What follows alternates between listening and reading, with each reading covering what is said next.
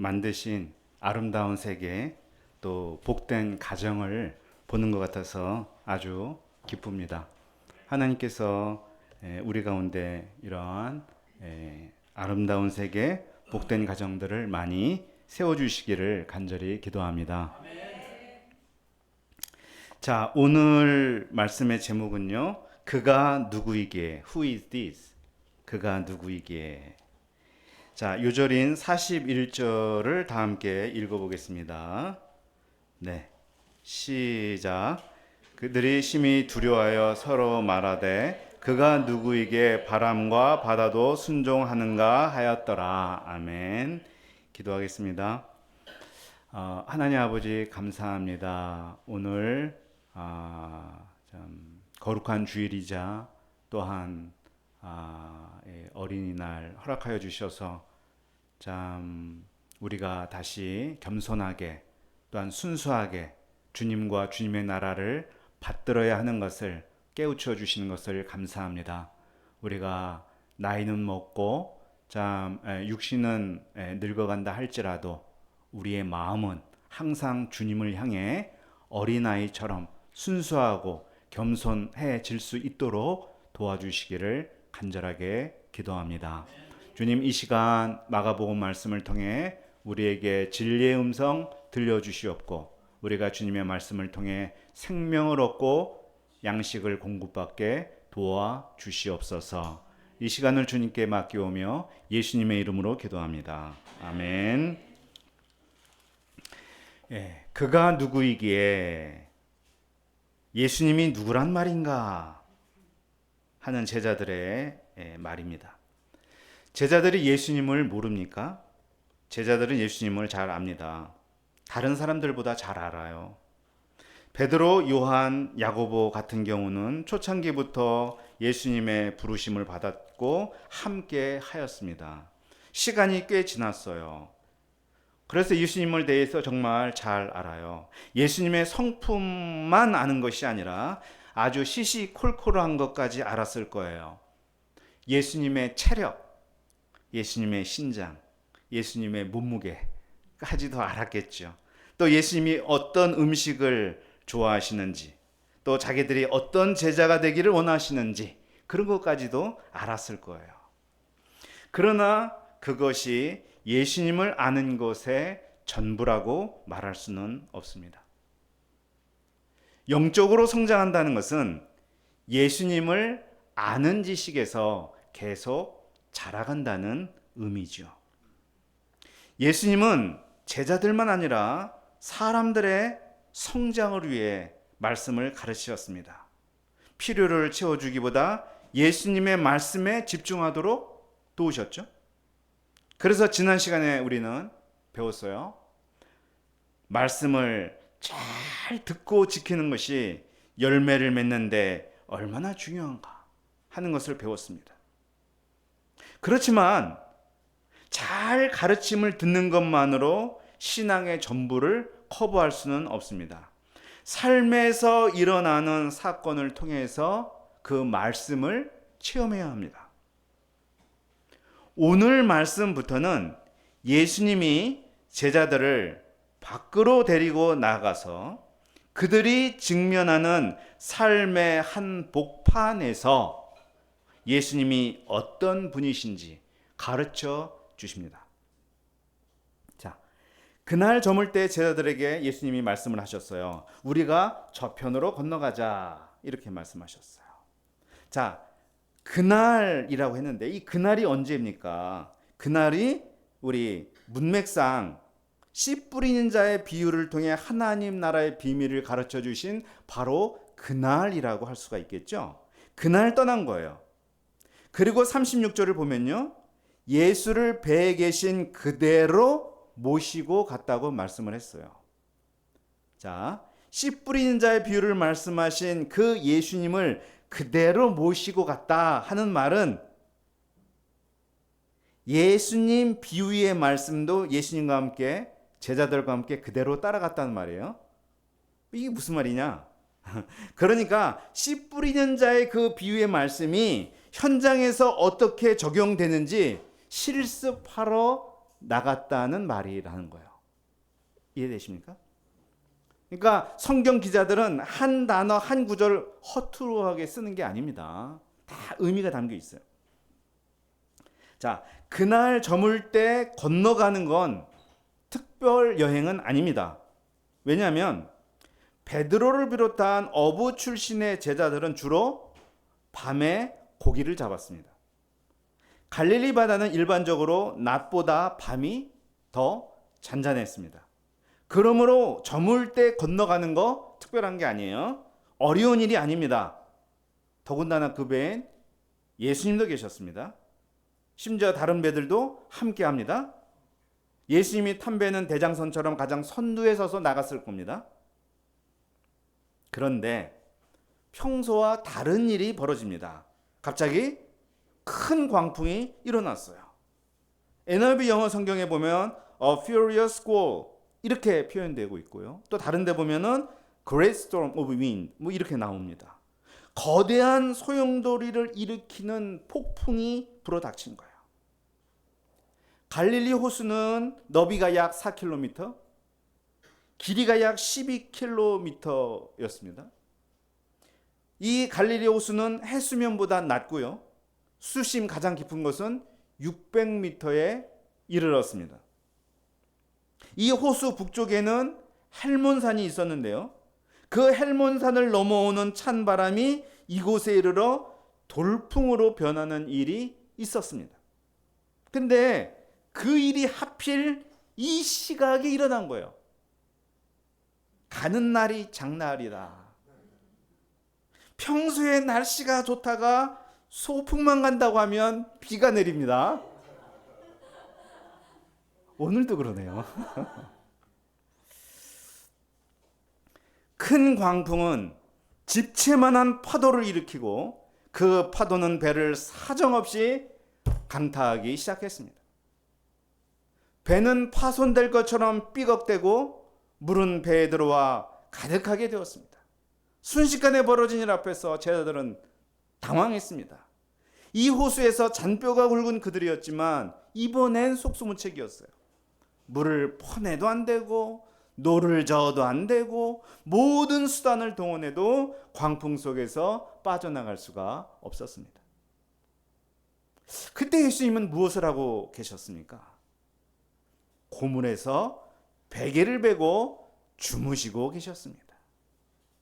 고물이란 배 뒤쪽 노를 젓는 곳, 그 옆에 거기를 가리키거든요. 아니 저편으로 건너가자고 하신 분이 예수님입니다. 바닷가에서 가르치실 때마다 올라가서 강대상처럼 사용한 배가 지금 이 배예요. 그러면 최소한 예의가 있어야 할 것 같습니다. 미안해 하기라도 하셔야 될 것 같습니다. 그런데 예수님은 아무 미동 없이 주무십니다. 제자들은 예수님을 깨우기 시작을 합니다. 선생님, 우리가 죽게 생겼어요. 우리가 죽게 생겼는데 왜 도와주시지 않고 잠만 퍼질러 자는 겁니까?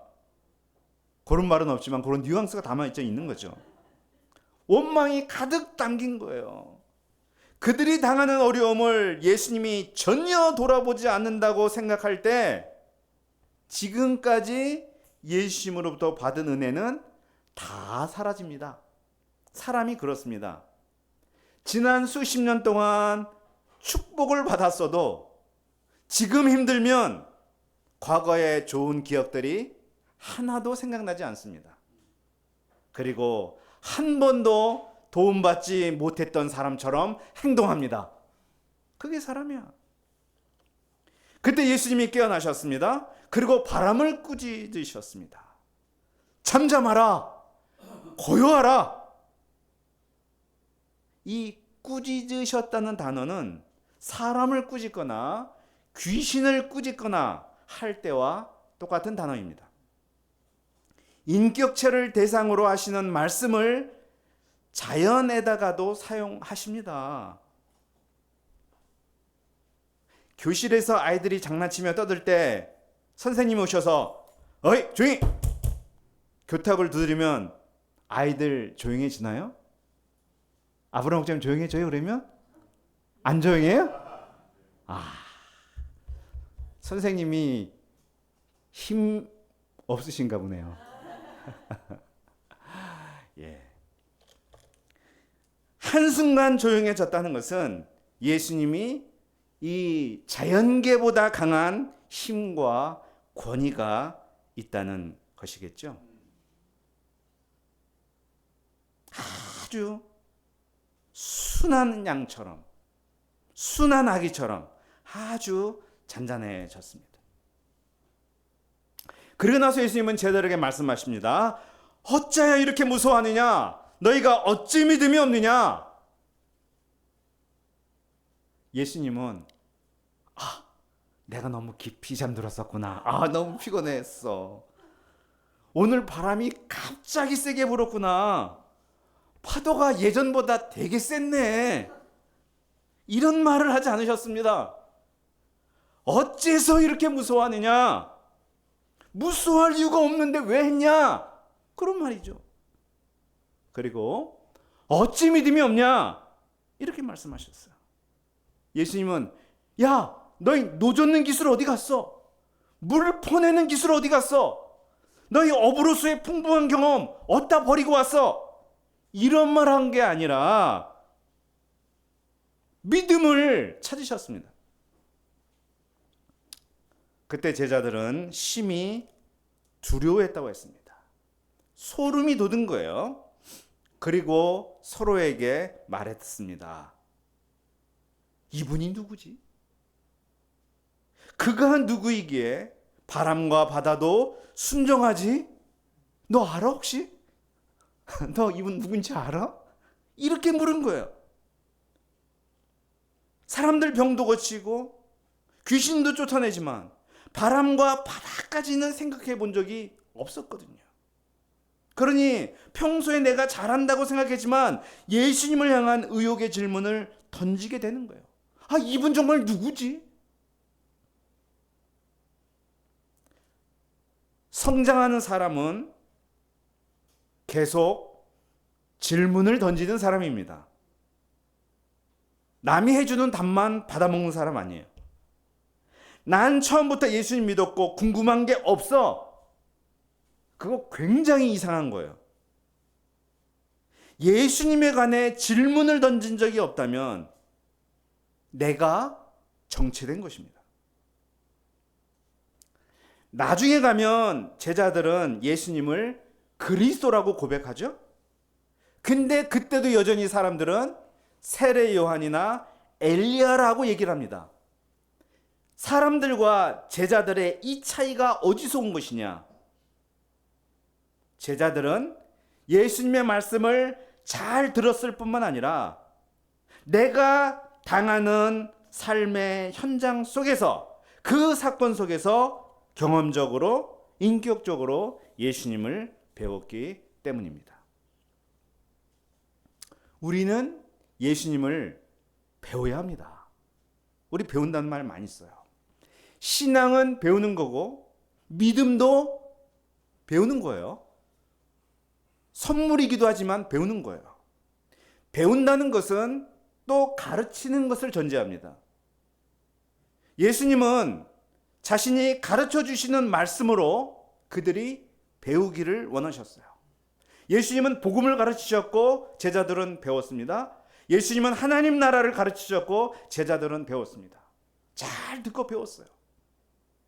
근데 어떻게 보면 교실에서 배우는 이론 교육이에요. 예수님은 그 다음에 제자들을 데리고 나가서 다른 사람들이 겪는 삶을 통해 배우도록 하셨습니다.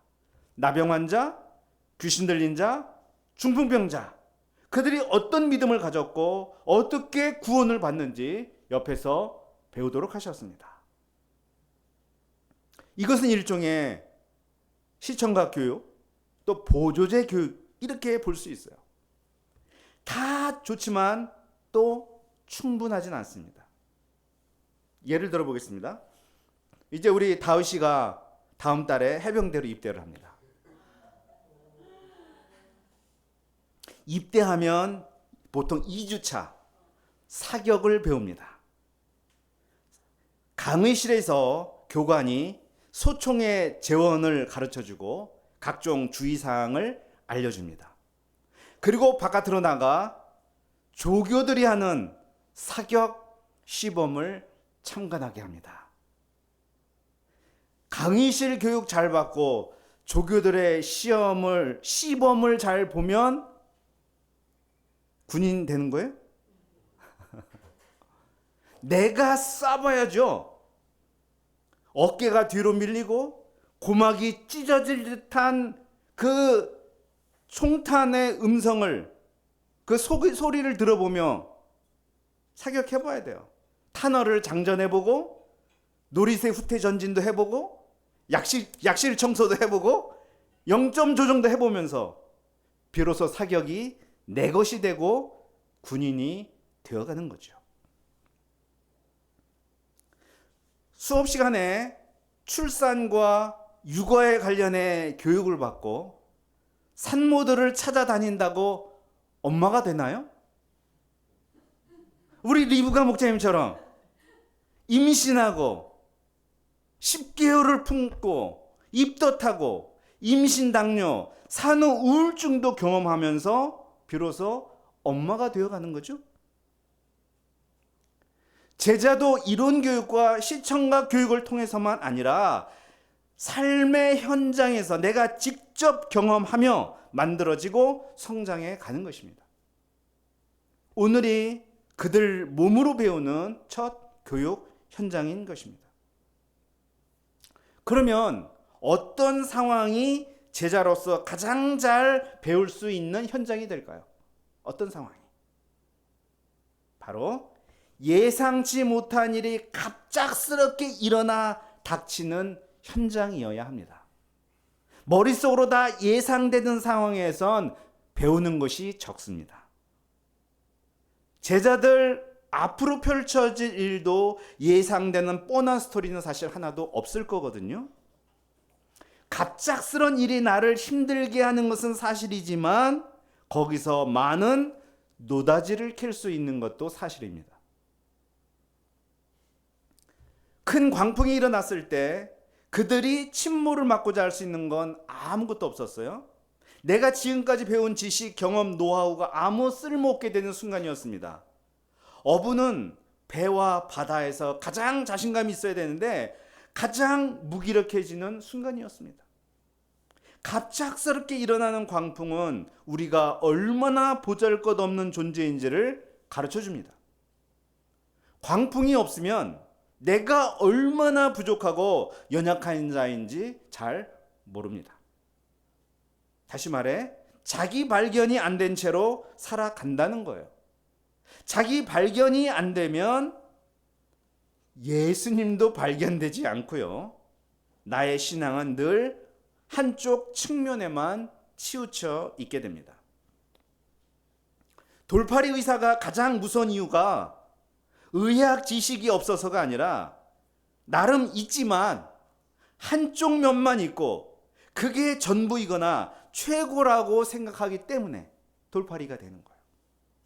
이처럼 나와 예수님을 잘 모르면서 내가 잘 알고 있고 심지어 전부를 알고 있는 것처럼 행동하는 초짜 신자가 가장 무서운 거예요. 사람들은 나름대로 인생의 원칙이나 철학을 가지고 살아갑니다. 그런데 그게 더 완전해지는 길은 어디에 있을까? 그것이 완전해지는 길은 그것이 부서지는 데 있습니다. 부서진 상태에서 또 새롭게 쌓아가기를 반복해야 나의 삶의 가치관, 신앙관이 온전해지는 거예요. 내가 쌓아온 인생을 부서뜨리는 일을 누가 합니까? 광풍이 하는 것입니다. 광풍을 만나면 사람의 본색이 드러납니다. 제자들은 우리가 죽게 되었는데 왜 돌보지 않으시냐고 예수님을 막 원망합니다. 그들 입에서 한 번도 나온 적이 없던 말들이 막 쏟아집니다.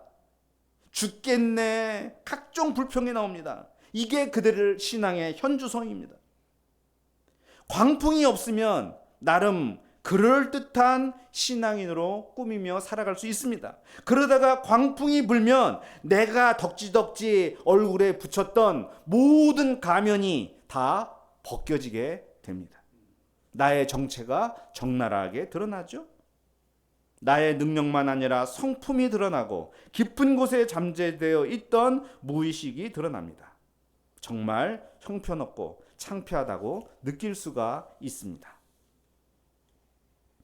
그러나 그럴 필요가 없습니다. 괜찮습니다.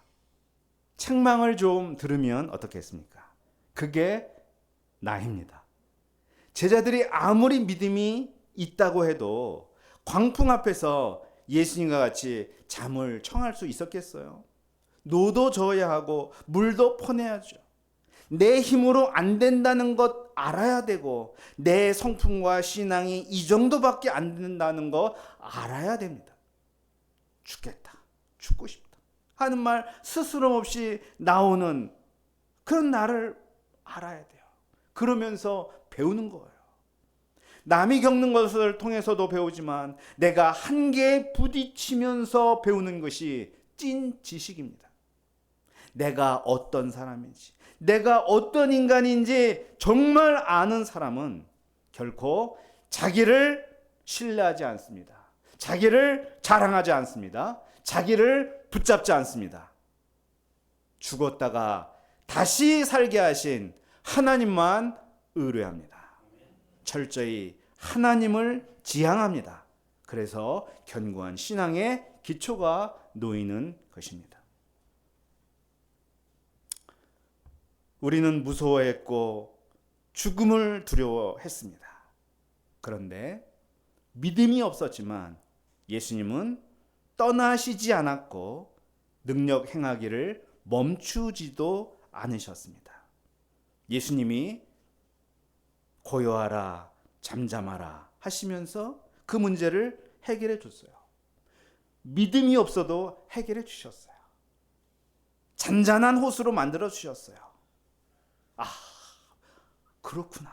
믿음이 없더라도, 내가 부족하더라도 우리가 그 예수님을 만나면 심한 전율과 공포, 하나님을 향한 경외감을 가지게 될 것입니다. 그가 누구이기? 그가 누구이기? 바람과 바다도 순종시키실 수 있단 말인가? 우리의 신앙이 그럴 수 있어요. 이런 문제는 예수님이 해결하시지만 이런 종류의 문제는 예수님의 할아버지가 와도 안 된다. 이런 생각을 할 수가 있어요. 내가 믿음이 있다고 하지만 이미 영역이 정해져 있어요. 그 바운더리 안에서만 믿음의 회로가 작동이 됩니다. 예수님이 세상의 주인이라고 말하면서도 바람과 바다는 나의 바운더리 안에 있지 않습니다. 바깥에 있어요. 이러한 나의 사고의 패러다임이 오늘 이 순간 깨진 것입니다. 광풍은 배만 박살내는 것이 아니라 내 사고의 틀을 박살내는 것입니다. 그러기 때문에 좋은 거예요. 그래서 겸손하게 기초부터 처음부터 다시 세우게 해주니 참 좋은 것입니다. 그런 의미에서 광풍이 부는 것도 광야입니다. 내가 무너지고 다시 세워지는 곳이 광야이듯 광풍이 부는 것도 광야입니다. 예수님이 광야에서 공생애를 시작하셨듯 제자들은 비로소 광풍이 부는 곳에서 제자가 되어가고 있습니다.